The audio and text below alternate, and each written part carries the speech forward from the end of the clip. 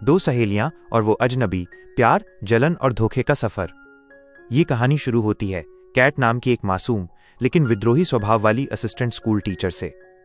Cat का पढ़ाने का तरीका हमेशा से लीक से हटकर था।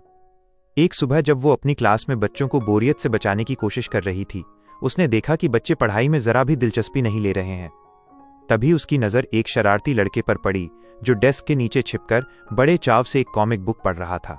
कैट ने उसे डांटने के बजाय एक अनोखा प्रयोग किया और उसे वही कॉमिक सबके सामने ऊंची आवाज में पढ़ने को कहा।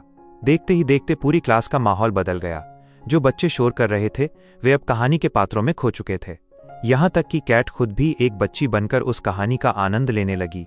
लेकिन तभी वहां स्कूल के कड़क मिजाज प्रिंसिपल की एंट्री होती है। प्रिंसिपल को यह मनोरंजन अनुशासनहीनता लगी। उन्होंने कैट को अपने ऑफिस में बुलाकर बहुत अपमानित किया और कहा कि ऐसे तमाशों के लिए उनके स्कूल में कोई जगह नहीं है। कैट को समझ आ गया कि यहाँ उसकी काबिलियत की कद्र नहीं होगी, इसलिए उसने तुरंत इस्तीफा दे दिया और अपना स्वाभिमान बचाकर वहां से निकल गई। कहानी का दूसरा पहलू हमें टेसा से मिलवाता है, जो कैट की बेस्ट फ्रेंड है और एक बड़ी ब्यूटी कंपनी में अपना करियर बनाने की कोशिश कर रही है। टेसा दिखने में ग्लैमरस है और आत्मविश्वास से भरी हुई है। वो एक बहुत बड़ी मीटिंग में अपने साउथ कोरियन ब्यूटी प्रोडक्ट्स को प्रेजेंट करने पहुंची थी। उसे उम्मीद थी कि उसका ये आइडिया उसकी जिंदगी बदल देगा, लेकिन कंपनी की मालकिन ने बिना सोचे समझे उसके प्रोडक्ट्स को ये कहकर खारिज कर दिया कि इसमें कुछ भी नया नहीं है। अपमान का घूंट पीकर जब टेसा बाहर निकली तो उसकी मुसीबतें खत्म नहीं हुईं। उसने देखा कि उसकी कार नो पार्किंग जोन से उठाई जा रही है।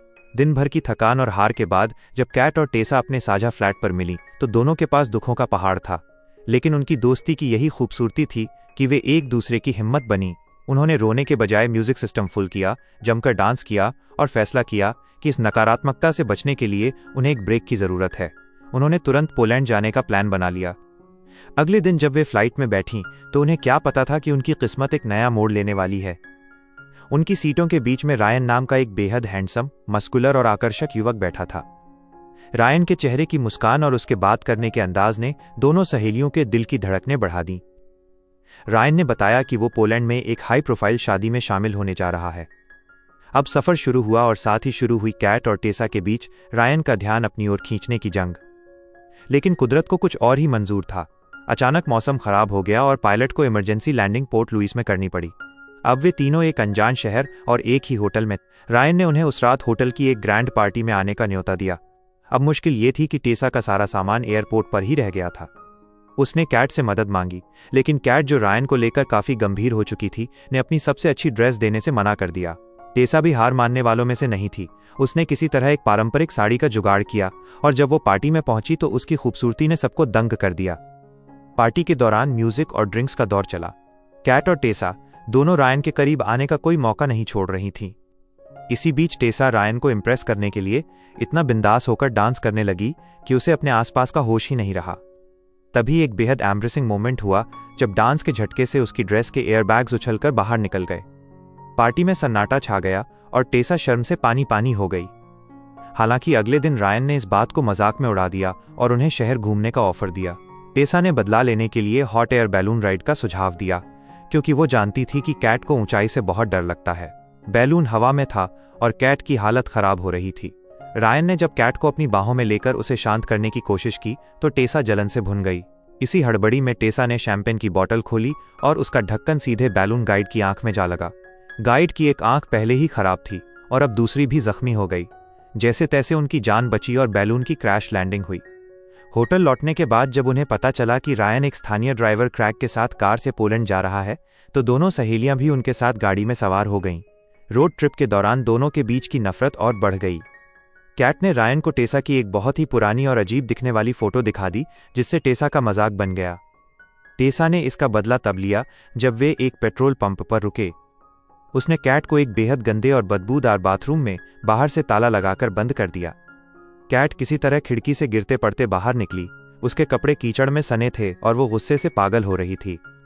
अपनी हार का बदला लेने के लिए कैट ने गाड़ी में रायन से मसाज लेना शुरू किया और अजीब आवाजें निकालने लगी ताकि टेसा को चिढ़ा सके। गुस्से में टेसा ने एक बियर में नींद की गोलियां डाल दी, जिसे गलती से ड्राइवर क्रैग ने पी लिया और गाड़ी का एक्सीडेंट हो गया। उस रात होटल में कैट और रायन के बीच सब कुछ हो गया और कैट को लगा कि उसने जंग जीत ली है। लेकिन सुबह जब टेसा ने मुस्कुराते हुए बताया कि रायन उसके कमरे में भी आया था तो दोनों के पैरों तले जमीन खिसक गई। तभी खबर मिली कि रायन क्रैग की कार लेकर चंपत हो चुका है। दोनों सहेलियों के बीच होटल के लॉबी में ही भयानक लड़ाई हुई। वे एक दूसरे के बाल खींचने लगीं और वहां का काफी सामान तोड़ दिया, जिसके लिए उन्हें पुलिस ने हिरासत में ले लिया। पुलिस स्टेशन में जो सच सामने आया उसने उन्हें अंदर तक झकझोर दिया। रायन जिस शादी में जा रहा था वो किसी और की नहीं बल्कि उसकी अपनी शादी थी। वो एक नंबर का धोखेबाज था जिसने दोनों सहेलियों की भावनाओं के साथ खिलवाड़ किया। पुलिस से रिहा होने के बाद वे सीधे शादी के वेन्यू पर पहुंची ताकि रायन को बेनकाब कर सकें।